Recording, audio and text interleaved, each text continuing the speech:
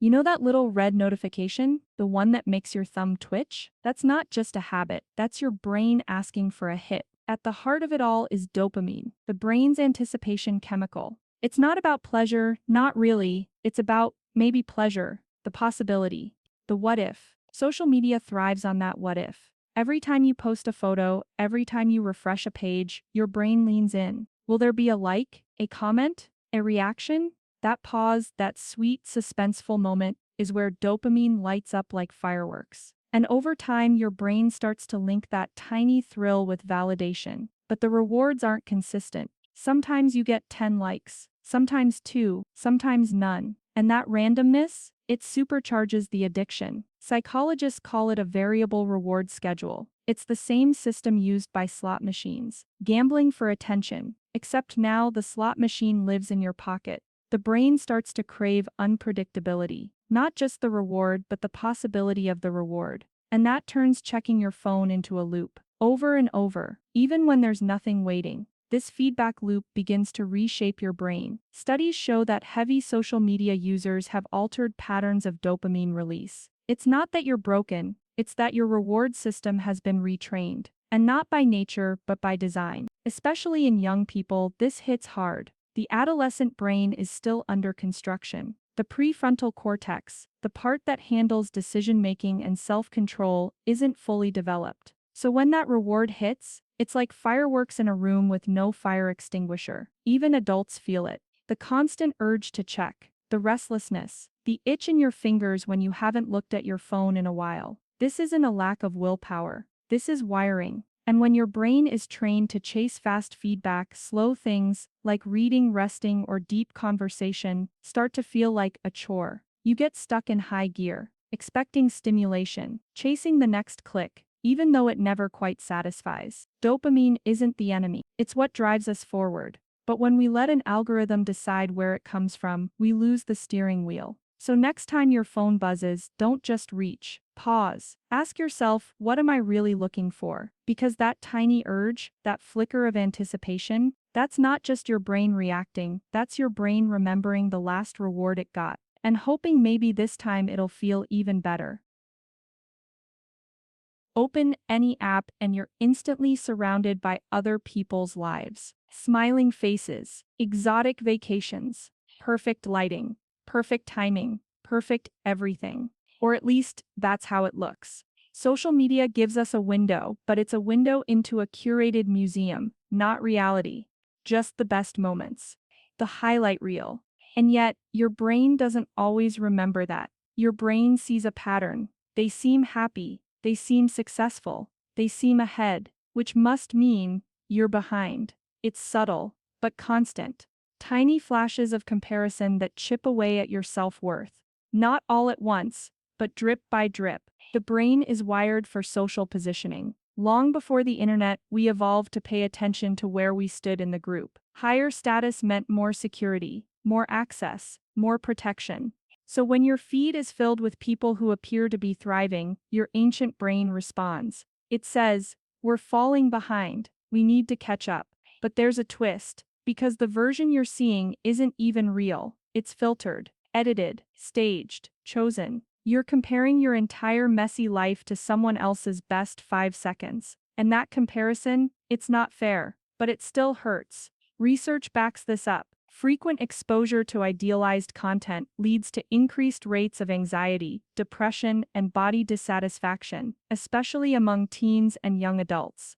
The more time you spend scrolling, the more distorted your perception becomes. You start to believe you're the only one struggling, that everyone else has it figured out, that you're the outlier, the failure. But it's an illusion, because while you're comparing your inside to someone else's outside, they're doing the same thing. We've all become actors and audience at the same time, performing, watching, and slowly forgetting that we don't have to play this game at all. Your brain wasn't built for this, not to process thousands of faces, not to measure worth in likes and shares, not to interpret filtered images as truth. It was built for real human connection, eye contact, tone of voice, laughter that isn't typed out. But when digital validation replaces real connection, something gets lost, and what's often lost is your sense of self. So if you've been feeling not good enough, not successful enough, not something enough, pause. Ask yourself where that belief came from, and whether it was planted by something real or something filtered, because joy doesn't live in comparison, it lives in presence, and you don't have to measure up to feel like you matter. You already do.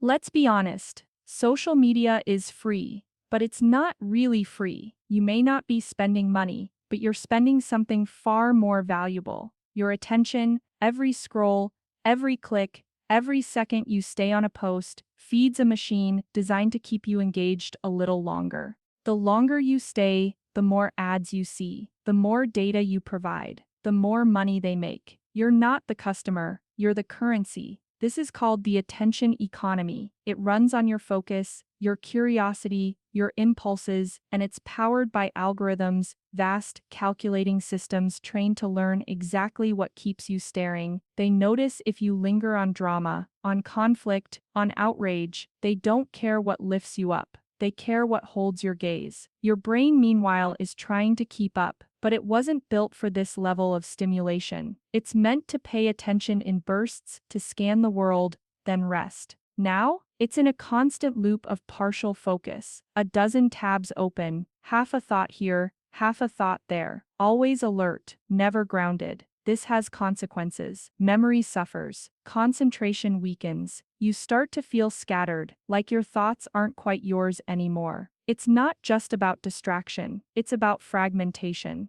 The slow erosion of deep focus in exchange for rapid-fire content you didn't even choose to see. Have you ever closed an app and then opened it again 5 seconds later without realizing? That's not clumsiness, that's conditioning. Social media rewards short attention, quick hits, fast reactions, but it punishes depth. It trains you to scroll past complexity and pause for outrage, to react, not reflect, to skim, not settle. And that affects more than your habits. It shapes how you think. You begin to crave novelty, not because you're curious, but because your brain's gotten used to the rush. That next video, that next hot take, that next whatever. Stillness starts to feel like boredom, and boredom feels unbearable. But here's the secret. Boredom isn't bad. It's where creativity lives. It's where self-awareness grows. It's where the mind breathes. When you constantly feed your brain content, you leave it no space to make its own.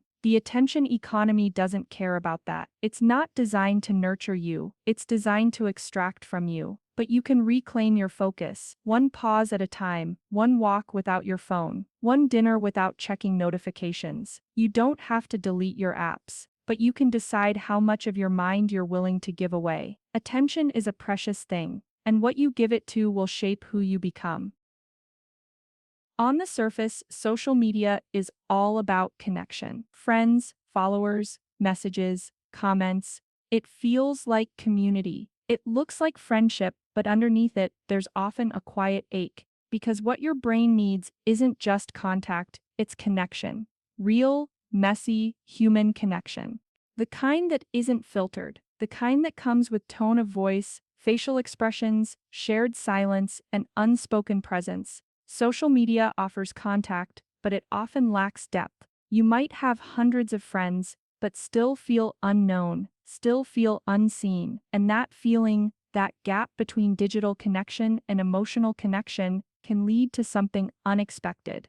Loneliness. Studies have shown that heavy social media use is linked to increased feelings of isolation, not because people aren't interacting, but because the interactions are surface level, brief, performative, disconnected from the real rhythms of in-person human relationships. You start to confuse likes with love, replies with support, attention with intimacy, but they're not the same.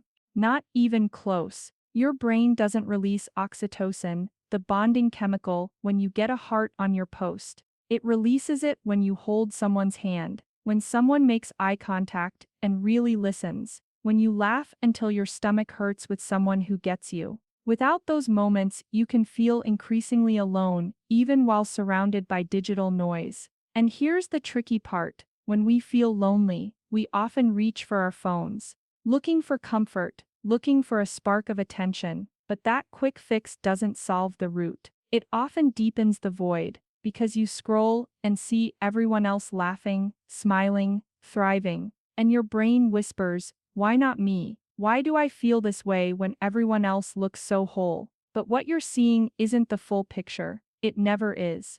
Behind those smiling selfies are people with the same ache, the same doubts, the same craving for something real. Social media didn't invent loneliness, but it can amplify it when it becomes our default place to seek connection. Without balance, it can leave us feeling more empty than full. So what's the solution? Start small. A phone call instead of a DM.